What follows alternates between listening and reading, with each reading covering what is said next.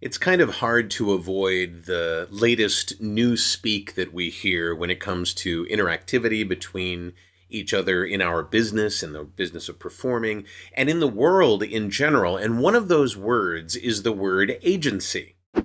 Now, as performers, when we hear the word agency, we think of one particular thing, and often it's how do I get represented by this agency? But there's one other meaning for this that I want to share with you in this episode of the VO Heroes podcast, and I want to show you how to maximize the meaning of that word. We'll do that in just a moment.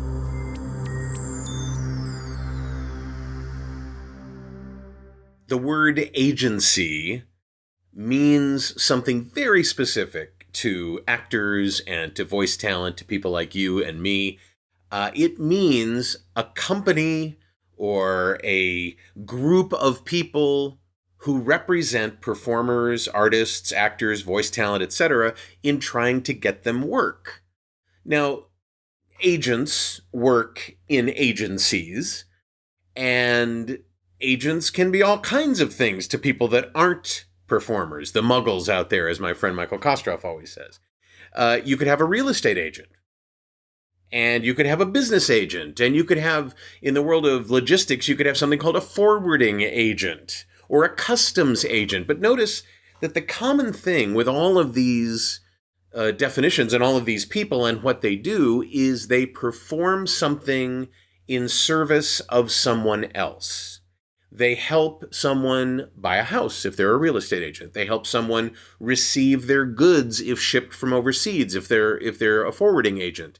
There may be licensing agents. If you're a musician, you want to have somebody represent you to get your work used and you paid for the use of that work. All of these things are very traditional senses of the word agent and agency.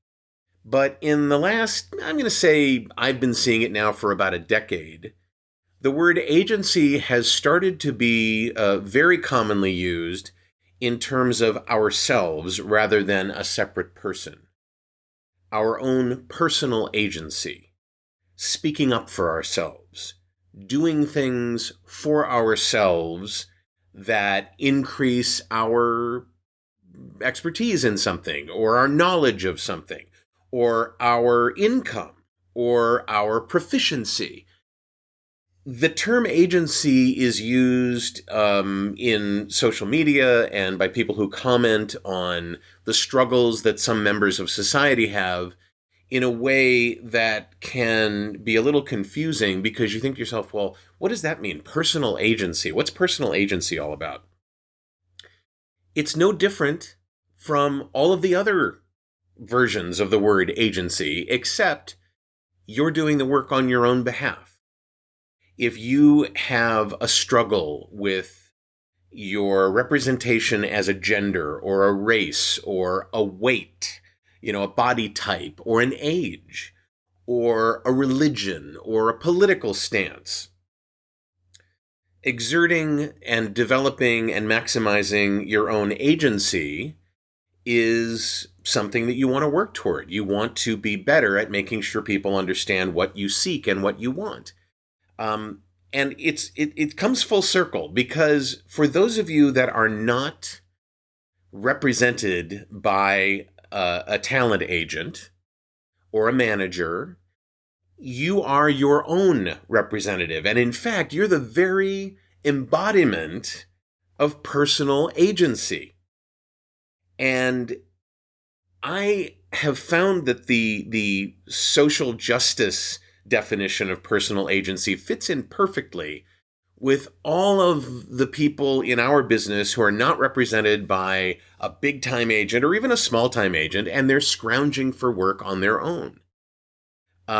You are one of those people that needs to, if you don't have someone else doing this work for you, needs to go find auditions, needs to represent yourself in a way that you're professional, needs to present yourself on sites that allow you to create profiles in a way that's enticing and interesting and engaging to people who may want to hire you.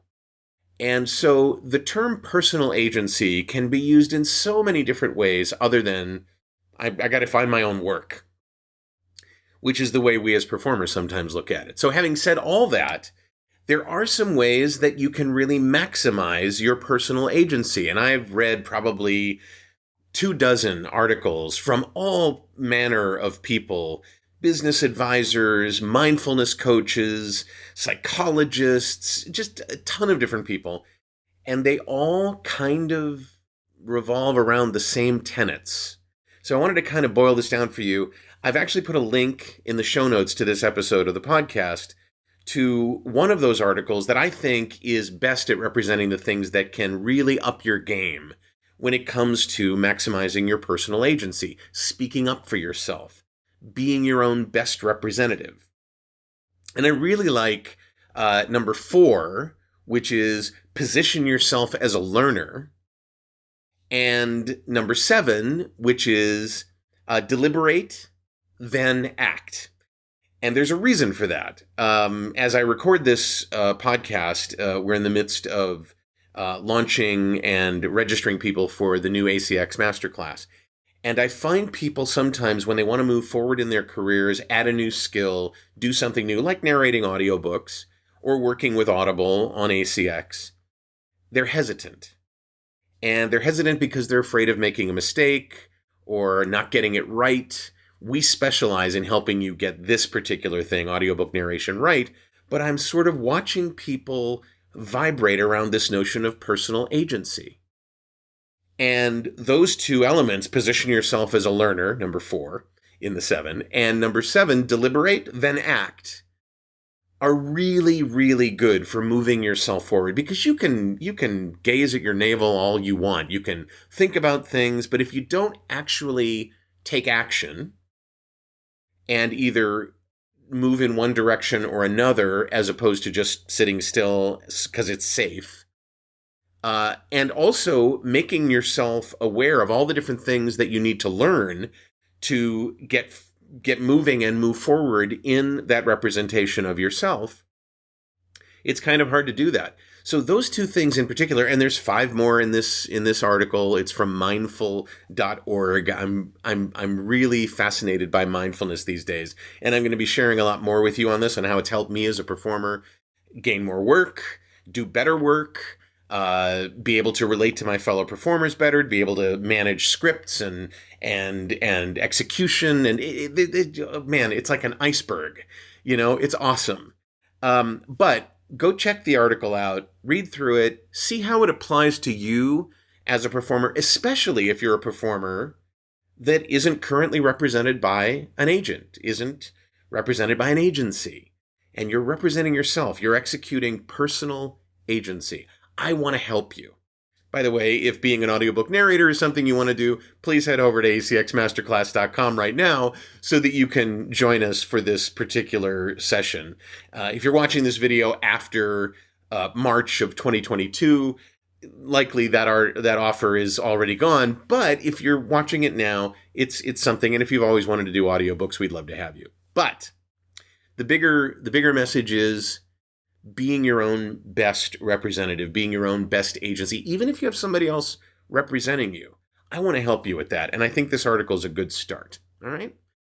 First of all, thanks for joining. If you think another actor might benefit from this podcast, go up to the address bar, grab the link, and send it their way. We'd love to have them. And I also want to take a moment to thank you. I'm David H. Lawrence XVII. Thank you for watching and for listening. And I will see you in the next episode of the VO Heroes podcast.